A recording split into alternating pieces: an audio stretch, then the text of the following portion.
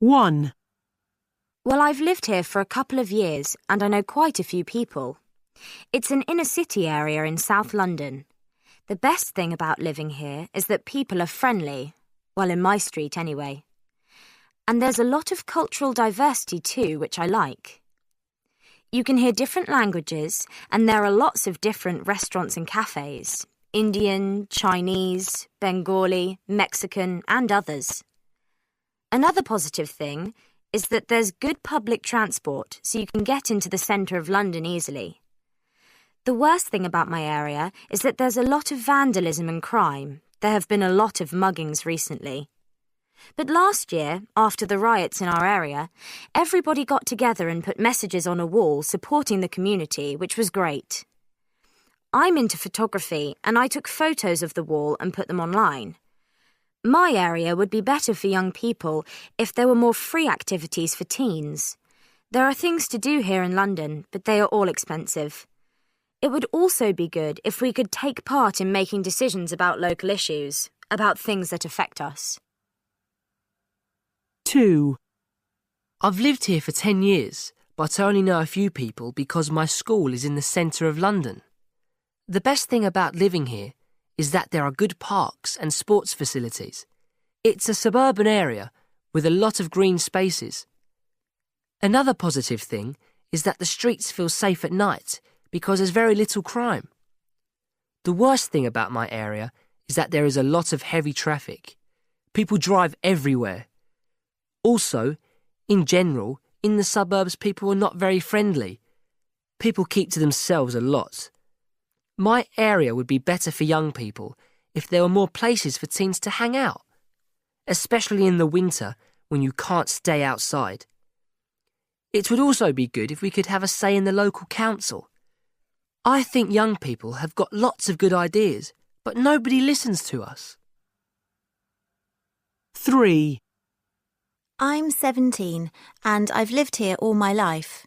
It's a small market town in the Western Isles of Scotland. Of course, I know a lot of people. Nearly everyone, really. The best thing about living here is that there is a great sense of community. You don't really need to lock your front door, and people help each other out. Another positive thing is that children can go out on their own. It's a very safe place. The worst thing about my area is that there's no privacy. It's horrible because everybody knows what you're doing almost before you do it. There aren't any good shops either. You have to go to Glasgow to do any decent clothes shopping, and that's a long way away. My area would be better for young people if there were more places like nightclubs for teens. It would also be good if we could vote in local elections. Politicians might take us more seriously then and do something for us.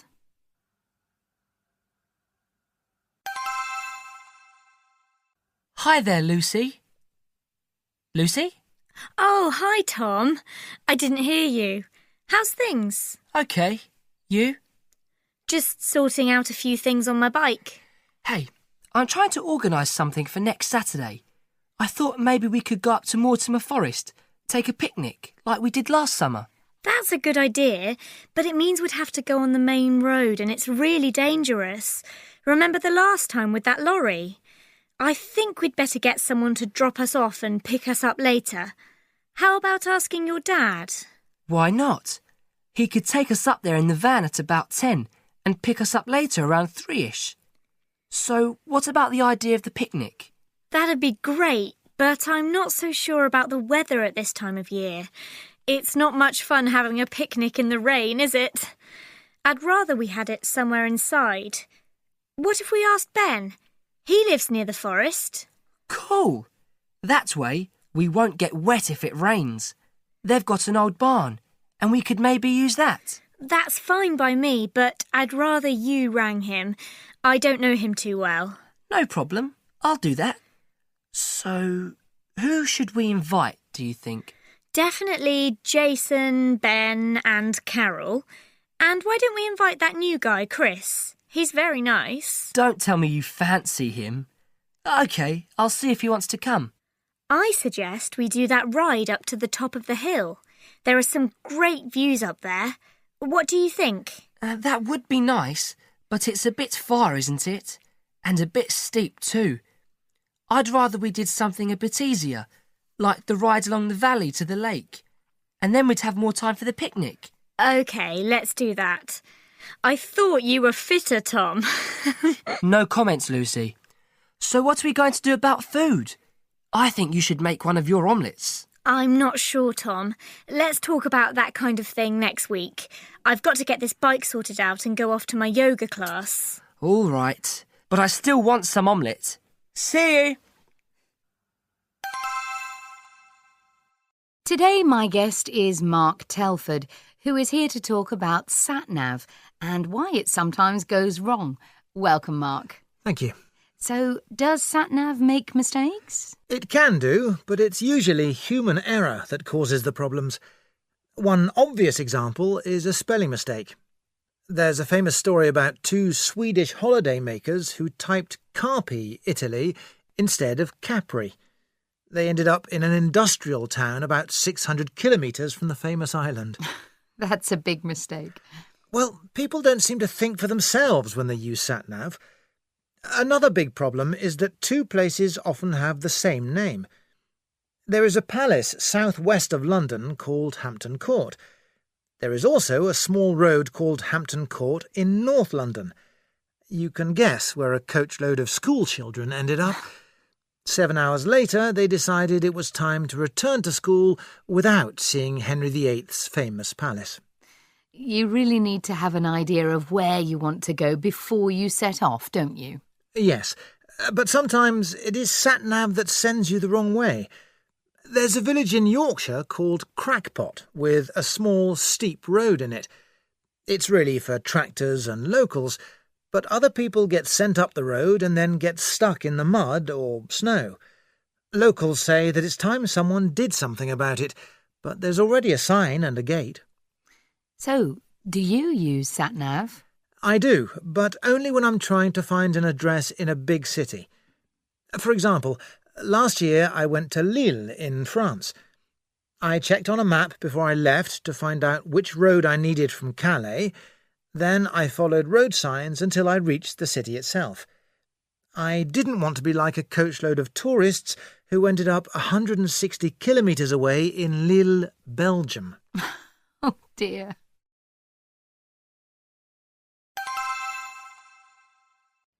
So come on then, favourite movie of all time? I would have to say, because I love action films, that it would be Speed.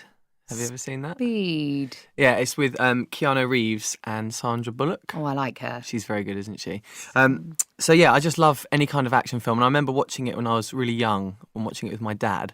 And it's sort of like a family-friendly action film because it's not too violent, it's not too gory, but it's just really tense. And I remember just like watching it, like we had a cushion, me and my dad, and I was just like, what's going to happen next? Have you seen it? No, I haven't. I think I've seen bits of it, like trailers and things, Okay. but no, I knew she was in it. Yeah, so basically there's a baddie in it, as every action film has a good baddie, and he's got no thumb.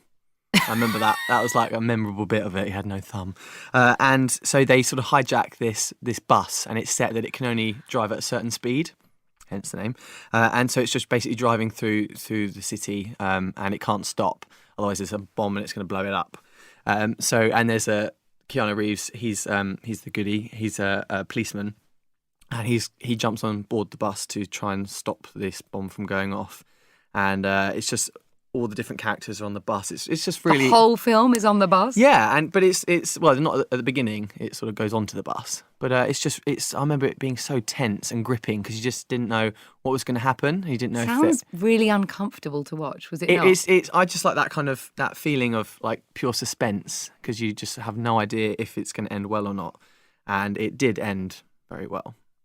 You have to watch it. Well, yeah, as long as there's a point when you can relax, because I don't like feeling like that the whole way through a movie. Yeah, Anxiety. Well, because when it's like driving along, and it's because I think it has to stay at 50 miles per hour, and so like if there's driving along a motorway and it's there's traffic and stuff, they have to change the route and things, so you just don't know where it's going to go, and then they get to a bridge that's hasn't finished being built, so you're not sure how they're going to get over the bridge and stuff like that. So there's lots of moments where you just think, I have no clue what's going to happen. Good stunts? Very good.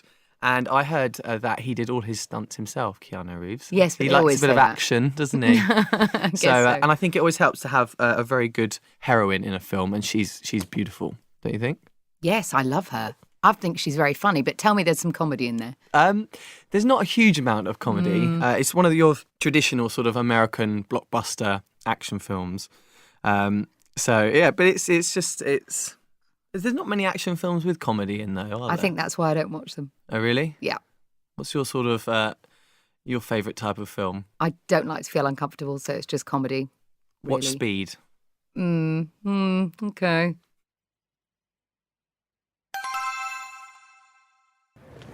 So, here we are in Greenwich Village.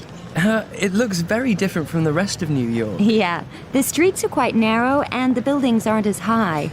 It does look quite village-like. Yeah, but it's quite big. It extends out west that way to the Hudson River, north above Washington Square. We'll go up there in a bit. And you lived here? When I first came to New York, yeah. In an apartment just around the corner on West 3rd Street. Actually, you can see the building over there. Near the Blue Note Jazz Club? Yeah. I've heard of the Blue Note. It's pretty famous. There are some great jazz clubs around the neighborhood, and that's one of the best. We can see a show there one night if you want. That would be great. Now, up here on the left is the Cafe Reggio. It's where I used to hang out and read when I wasn't working. Looks good. Their cappuccino is great. The story goes that the original owner brought cappuccino to America. You can see the original cappuccino machine inside. Cool. We could stop and have a coffee. Maybe a bit later. Let's head over to Washington Square Park and then circle back. Okay, lead the way. A lot of these clubs we're walking by have a real history. As I'm sure you know, Greenwich Village has always been a center of artistic life, very bohemian. It's always attracted famous writers, dancers, and poets. And in the 60s, it was a big part of the folk music scene. Simon and Garfunkel, Joni Mitchell, Bob Dylan, you know. Before my time. Now, what's this? This is Washington Square Park. We'll walk into the park on this side. Can you play chess? A bit, yeah. Any of these guys here would be happy to challenge you to a game of chess. They're here all day, every day. Maybe next time. I'm not that good. What's the arch over there? It looks like the Arc de Triomphe in Paris. Well, it should. That's the Washington Square Arch. It was modeled on the Arc de Triomphe and built in 1889 to celebrate the 100th anniversary of the inauguration of George Washington as president. Oh, could we sit down a second? I need a break. Why don't we retrace our steps and go back to the Cafe Reggio? Sounds good. I could really do with a coffee. Oh, and I have to see that coffee machine.